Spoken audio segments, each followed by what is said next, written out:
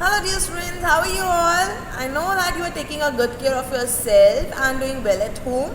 So I hope you all are very much clear about the policy, CBSE policy for the class 9 to 12. And if you are not aware about that, let me explain you what they have decided to do. They have decided to conduct your exam in the two parts, that is term 1 and term 2. Fine. Term 1 will be held in the month of November or December, and term 2 will be held in the month of February or March. Totally depends upon the CBSE, right?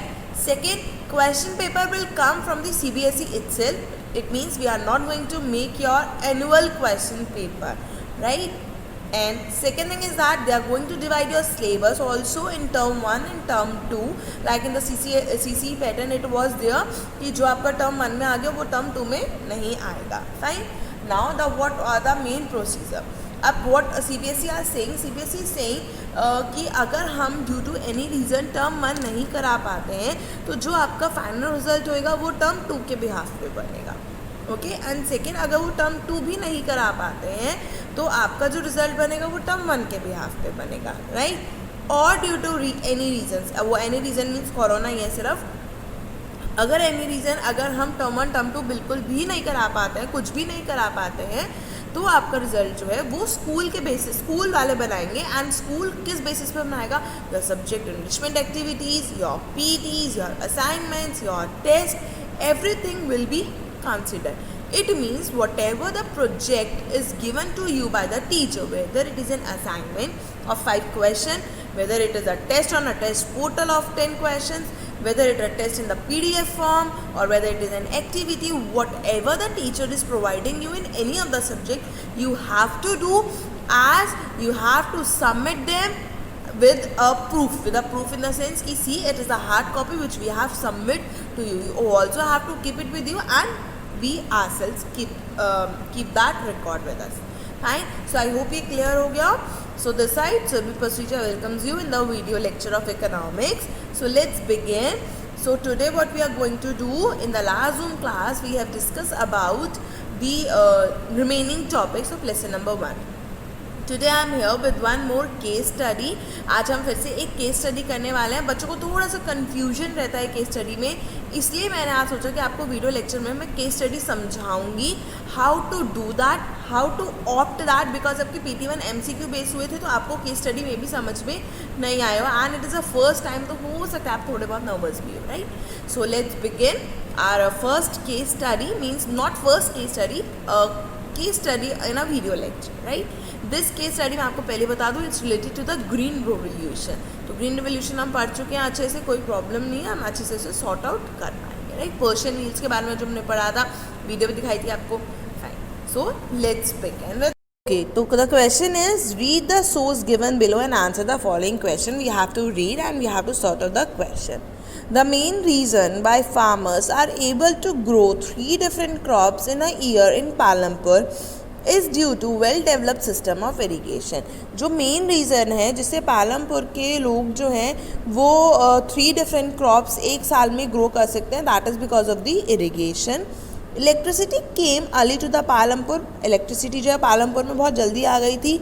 It's major impact was the transform the system of irrigation. और उसका सबसे बड़ा major impact क्या हुआ, उन्होंने जो पालमपुर में irrigation system है वो बिल्कुल ट्रांसफॉर्म कर दिया था. Persian wheels were till then used by farmers to draw water from the wells and irrigate small field. पहले क्या यूज़ होते थे? पर्शियन व्हील्स फार्मर्स के थ्रू यूज़ होते थे, और वेल में से वो पानी निकालते थे और छोटी छोटी स्मॉल फील्ड्स को इरीगेट करते थे, यानी कि पानी पहुंचाते थे. People saw that electric and tube wells could irrigate much larger area of land and more effectively.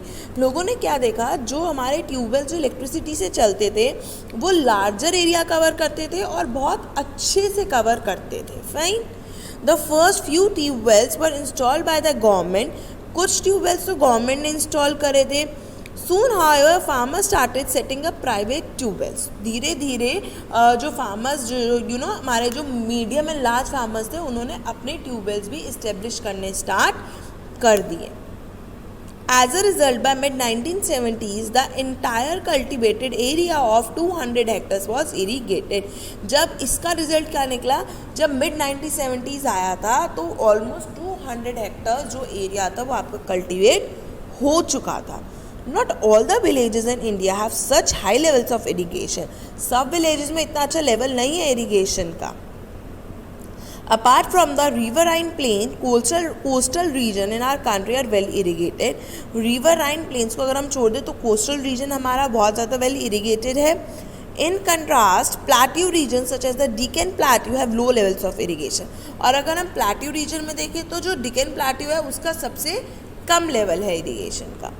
Of the total cultivated area in the country, और जो टोटल एरिया है पूरे उसमें कितना, a little less than 40% is irrigated even today.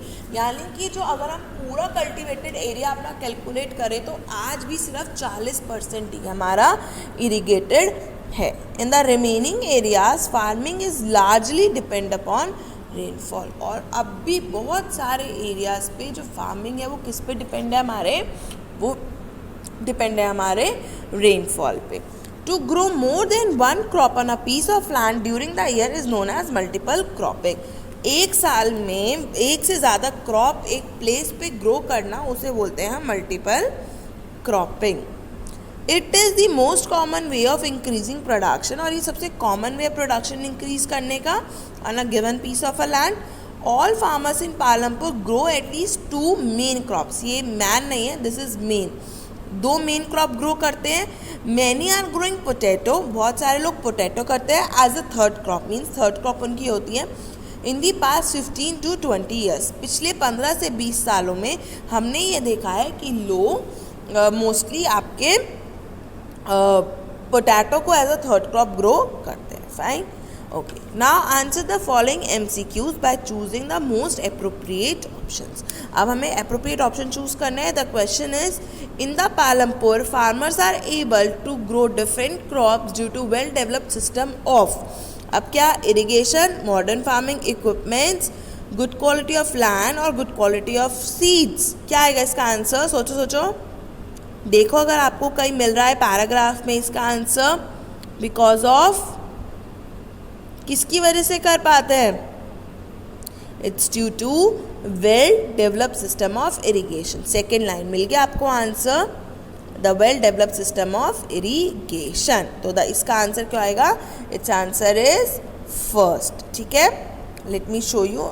देखो यहाँ लिखा है ना वेल सिस्टम ऑफ इरिगेशन, तो इसका आंसर क्या है, A. The dash was used by farmers to draw water from the wells and irrigate small fields. पहले के ज़माने में फार्मर्स कैसे वाटर ड्रॉ करते थे और कैसे अपनी स्मॉल फील्ड्स को इरीगेट करते थे, with the help of the Persian wheels. See, Persian wheels were till then used by the farmers to draw water from the wells and irrigate small fields. Got the answer, very good. Next, of the total cultivated area in a country is less than dash is irrigated even today. Total cultivated area में से कितनी land अभी भी irrigated है हमारी, C. कितनी, yes, the answer is 40%. Very good. Last question. To grow more than dash crop on a piece of land during the year is known as multiple cropping. To grow more than, देखो answer ये लिखा हुआ, 1 crop. तो इसका answer क्या हो गया, ए.